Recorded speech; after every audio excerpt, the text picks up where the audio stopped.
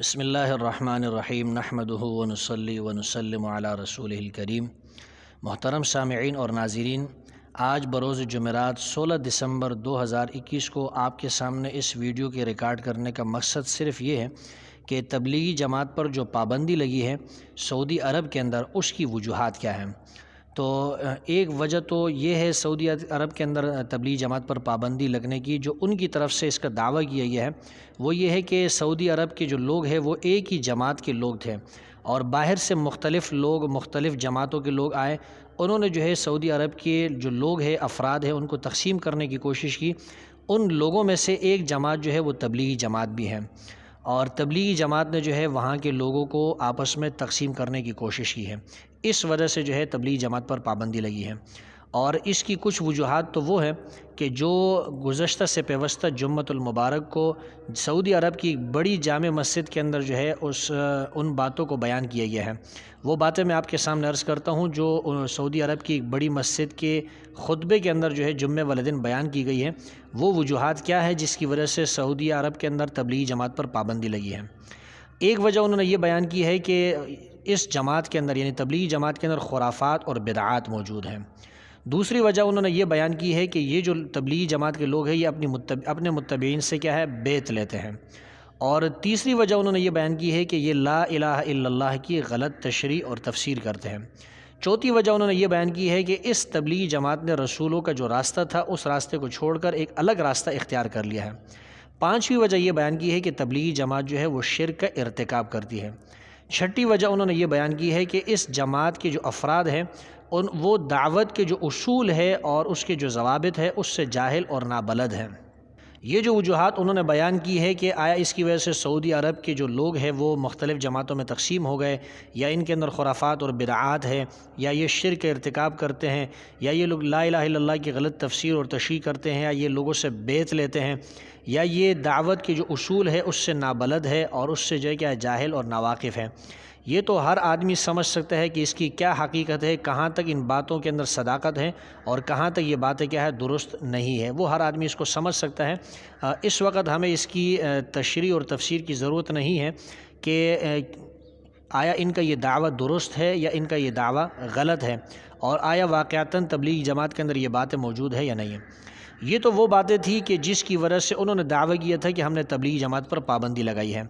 میں آپ کے سامنے 3 وجوہات رکھتا ہوں جس کی وجہ سے تبلیغی جماعت پر پابندی لگی ہے۔ پہلی وجہ یہ ہے کہ تبلیغی جماعت کے جو بڑے ہیں ان کے اندر اختلاف آ گیا، تو اس اختلاف کی وجہ سے جو ہے وہاں تبلیغی جماعت کے اندر،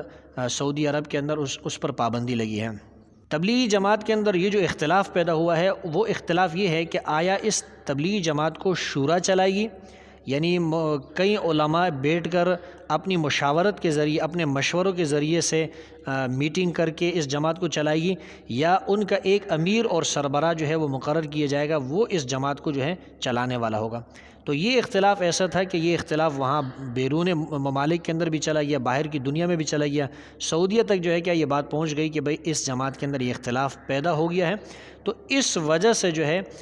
اس جماعت پر پابندی لگی ہے۔ یاد رہے کہ اس اختلاف کا اثر باہر کے ممالک پر تو ہوا ہے، وہاں کی مساجد کے اندر تقسیم کیا پیدا ہو گئی، وہاں کے افراد میں تقسیم پیدا ہو گئی، البتہ پاکستان کے اندر یہ اختلاف جو ہے اس کا اثر زیادہ نظر نہیں آ رہا۔ یہاں ابھی تک تقریباً لوگ اسی ایک تبلیغی جماعت سے منسلک ہیں، اور یہاں کوئی اختلاف کی کوئی نوعیت اور شکل اور صورت نظر نہیں آ رہی۔ دوسری وجہ جس کی وجہ سے جو ہمیں سمجھ میں آئی ہے کہ جس کی وجہ سے تبلیغی جماعت پر پابندی لگی ہے، وہ یہ ہے کہ سعودی عرب کو جو ہے دہشت گردی کا ہر وقت خطرہ ہوتا ہے، یعنی اس بات کا خطرہ ہے کہ کہیں ہماری جو حکومت ہے جو بادشاہت کی شکل ہے، کہیں ہماری اس حکومت کو جو ہے خطرہ لاحق نہ ہو جائے، ہم سے یہ حکومت ختم نہ ہو جائے۔ اور یہی وجہ ہے کہ ان کی وزارت عظمیٰ سے جڑے ذریعے سے یہ بات معلوم ہوئی ہے کہ تبلیغی جماعت پر جو یہ پابندی لگی ہے، یہ پابندی کوئی نئی پابندی نہیں بلکہ یہ پہلی والی پابندیوں کا اعادہ ہے۔ یہی وجہ ہے کہ تبلیغی جماعت جو وہاں کام کرتی تھی سعودی عرب کے اندر، تو وہ تبلیغی جماعت کے نام سے نہیں بلکہ احباب کے نام سے کام کیا کرتی تھی، اور ان کا جو امیر ہوتا تھا وہاں اس کو امیر نہیں کہا جاتا تھا بلکہ اس کو فیصل کہا جاتا تھا،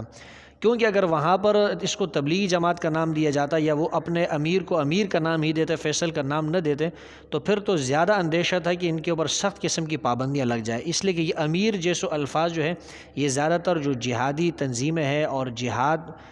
وغیرہ کے موقعوں پر جو ہے مجاہدین اور اس طرح کے لوگ جو ہے اس کو استعمال کرتے ہیں۔ تو چونکہ اس تبلیغی جماعت کے نام سے یا امیر کے نام سے اور وہ اپنے لیے خطرہ محسوس کرتے تھے، اس لیے تبلیغی جماعت نے وہاں اپنے آپ کو تبلیغی جماعت کہنے کے بجائے احباب کے نام سے کہنا اور پکارنا شروع کیا، اور اپنے جو بڑے کو تبلیغی جماعت کا جو بڑا ہوتا تھا اس کو امیر کی جگہ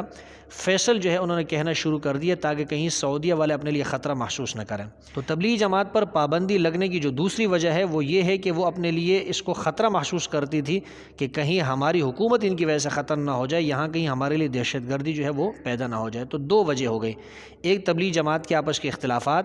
نمبر دو دہشت گردی کا خطرہ اور اپنی بادشاہت کے لیے خطرہ محسوس کرنے کی وجہ سے انہوں نے اس جماعت پر پابندی لگائی ہے۔ تیسری وجہ یہ ہے کہ سعودی عرب کے اندر ایک مخصوص مسلک کے لوگوں کا اثر و رسوخ زیادہ ہے، اور وہ دیوبندی مسلک اور حنفی مسلک کو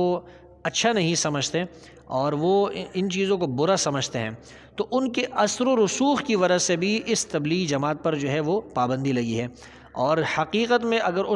دیکھا جائے اس مسلک نے تبلیغی جماعت پر نہیں بلکہ دیوبندی مسلک پر یا حنفی مسلک پر پابندی لگانے کی اپنی پوری کوشش کی ہے۔ تو یہ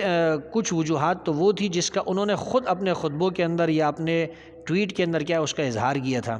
اور کچھ وجوہات وہ تھی، تین وجوہات جو میں نے آپ کے سامنے عرض کی کہ ایک تو تبلیغی جماعت کے آپس کے اختلافات، نمبر دو وہ اپنے لیے دہشت گردی کو کیا ہے خطرہ محسوس کر رہے تھے اس وجہ سے، اور نمبر تیسری جو وجہ ہے وہ ایک مخصوص مسلک اور ایک مخصوص طبقے کا وہاں اثر و رسوخ ہے، جس کی وجہ سے تبلیغی جماعت پر جو ہے وہ وہاں پر پابندی لگی ہے۔